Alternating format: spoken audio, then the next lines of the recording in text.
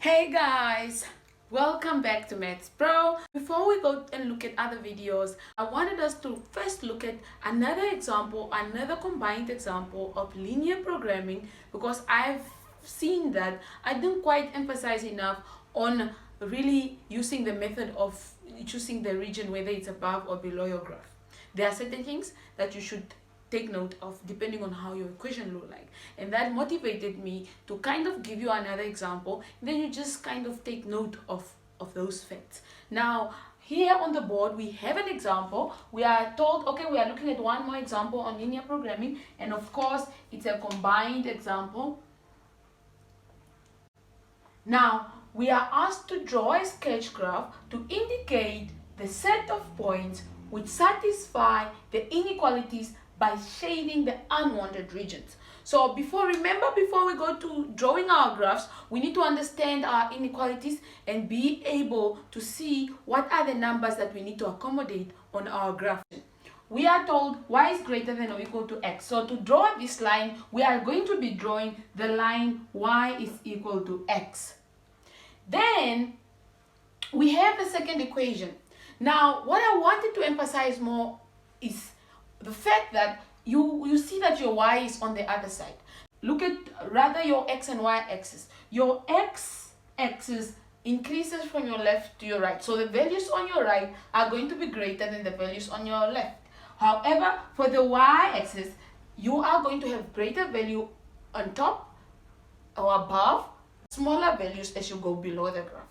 Now, the reason we need to understand that, so when we are going to select the region according to whether we are going to shade the above the graph or below the graph, we need to take note of the fact that our y need to be our first, rather our subject of this equation, or rather it just has to be on your right, so that you are kind of relating whatever you have in that equation to y. Because if we are looking at above and below the graph, we need to emphasize on the fact that we are looking at what is related to y, since we go above to increase, so it's greater is above, and we go down to below the graph, we decrease. If it's less than, our wanted region will be below because that's less, and if it's greater than, that's when we increase because it's greater. Now, so with that understanding, we then go to that equation, and we need to make sure our y is first so that we can relate our whatever we have on that side to y. Then we know we are relating it to above or below depending on what the symbol is telling us. So that means I'm going to take x over to the other side. So I'm going to have y and bring y over to this side. So I'm going to say this is plus y because it's already negative there, plus y, then this is going to go away, then I'm left with negative 2x. I'm going to write every step down just so that I don't leave anybody out. 2x plus y is equal to 5. Then I see that, okay, I actually need to take the 2x over because I need y to be alone on that side. However, if you find yourself having a situation where you all your terms like this, x and the y, it could still work as long as your y is on this side of the equation.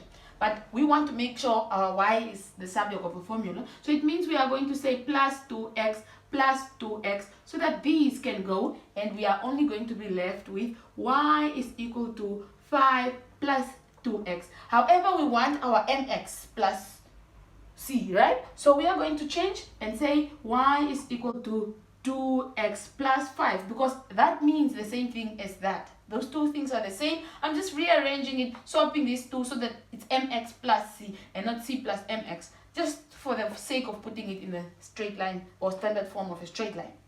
Then we also want to take note of the fact that, okay, for the next one, we are going to have y is equal to 4.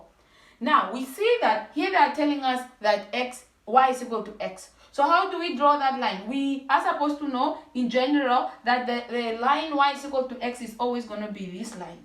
And it's exactly in the middle. So when y is negative 1, x is negative 1 here. When y is negative 2, x is negative 2 because they are equal to each other. When y is negative 3, x is negative 3. So y is just equal to, and then it works the same way for the positive side. So it means when y is 1, x is 1. When y is 2, x is 2. So I need to, at least on this, I can just work with whatever numbers I have.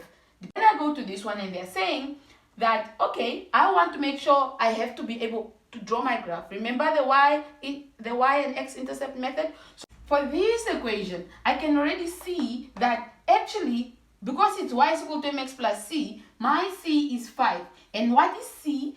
C is your y-intercept. So I need to see that this equation, or this line, will cut the y-axis at 5. How did I come to that conclusion? I repeat, I simply concluded that because this equation, when it's in the standard y is equal to mx plus c, then I know the c is the y-intercept, the m is the gradient, so I can basically just take my c as my y-intercept and don't have to go and put 0 there again. Then we let, or for the x-intercept,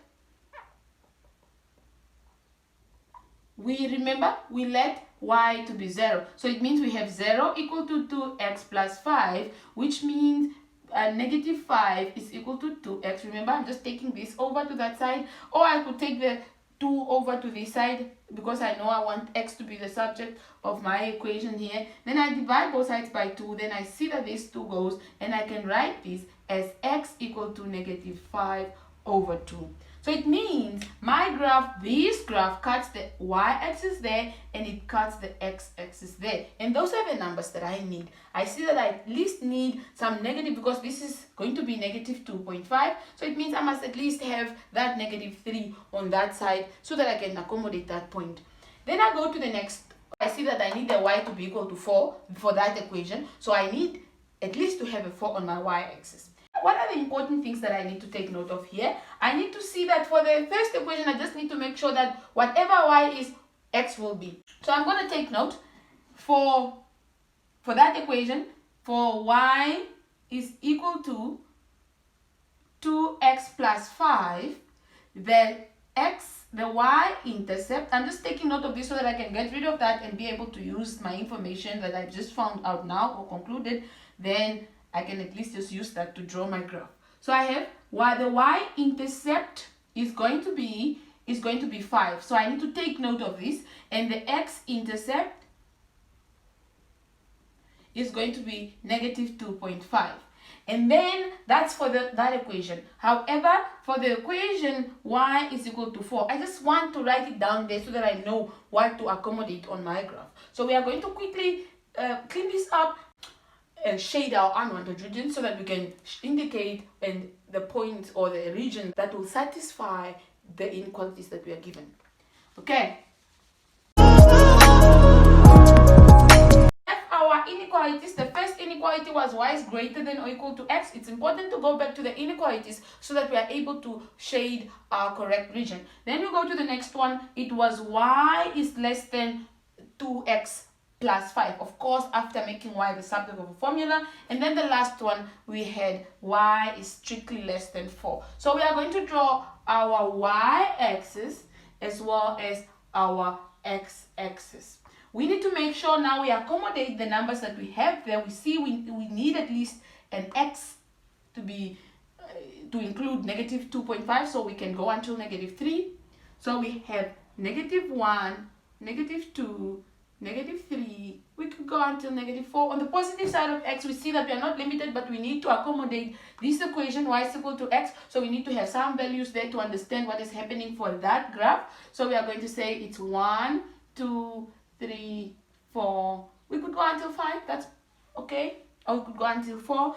Then we go to the negative side of y. We still see that we didn't quite have values covering there, but we still need to have something there because we need to understand, especially for this one, to see what is happening on the negative side or negative part of y. So we are going to say this is negative 1, negative 2, negative 3, negative 4, negative 5, and negative 6.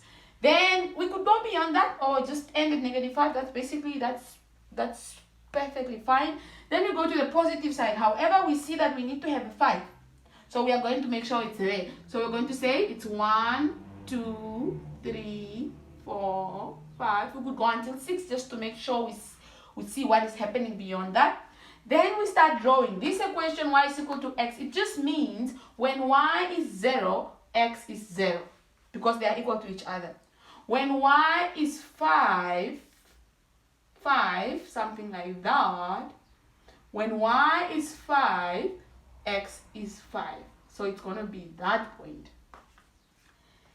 Then we see that, okay, those are the 2 points, but we need something here as well. We can say when x is negative 4, y is negative 4, because they are equal to each other. So I'm just going to draw my points, plot my points, and make sure they're at the right position. So we're going to say it's somewhere there.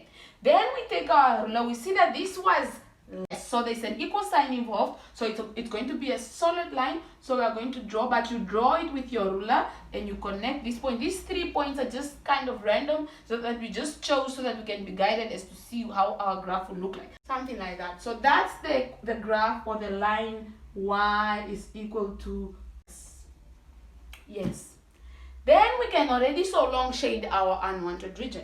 The inequality is saying y is greater than or equal to x. So that's why we are saying it's important that y is first, because y is the above and below x's. So we are going to say if y is greater than x, one method you could use is to choose a point here. Then you choose a point, let's say 2. Here it's negative 1, 2. Then you ask yourself, is this y greater than x? And you see, yes, this y is greater than x, because positive 2 is greater than negative 1. So you can see that this region satisfies this inequality. So that region is wanted. So I'm not going to shade that. Going back to the method that I wanted to emphasize, or the purpose of this video, I'm going to look at my symbol. Remember, it says greater than. Y is first, so I'm sure I can use that method.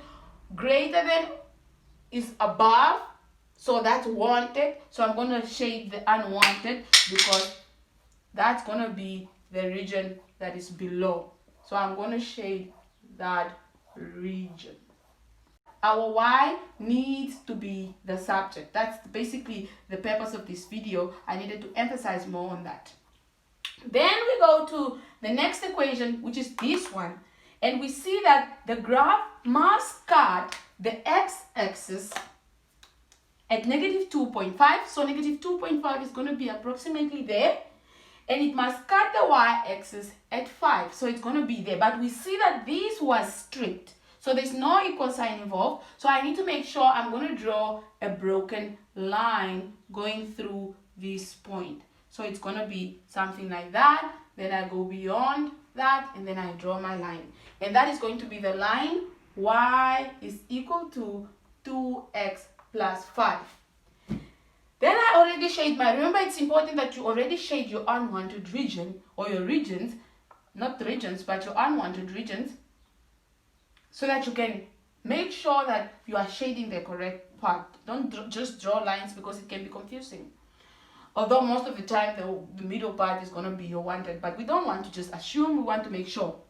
So we are going to say, okay, since the symbol was less than, remember, because y is first, we can use this method. So since the symbol was telling me it's less than, strictly less than, it means I can actually look at that and then say the less than is below. So that's wanted, because that's what is true for the inequality, it's less.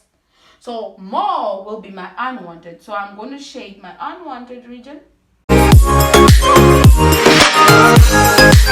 The next one is y is equal to 4. Where is y equal to 4? Y is equal to 4 is this. And I can see it's also strict. There's no equal sign involved. So I'm going to draw a straight broken line going through that, coming down like that. And I see less than is below.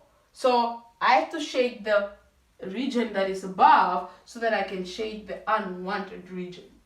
Then I see that this part that is in the middle will be my wanted region. So that's going to be the set of points that will satisfy all these 3 inequalities. Sometimes they even tell you write R or write whatever in the required region, or in that region that is satisfying them. Then you would write your R there. That's basically it for today. It's good to see you guys again. See you in the next video. Don't forget to subscribe. We have decided to change our YouTube name so that we can at least accommodate other things. For example, we want to be able to also develop a child as a whole individual, and also go beyond just focusing on math. We are going to be focusing mainly on maths, but we are also going to be talking about things like issues like peer pressure, and that's actually the next video that is loading. Thank you. Stay tuned. Don't forget to subscribe.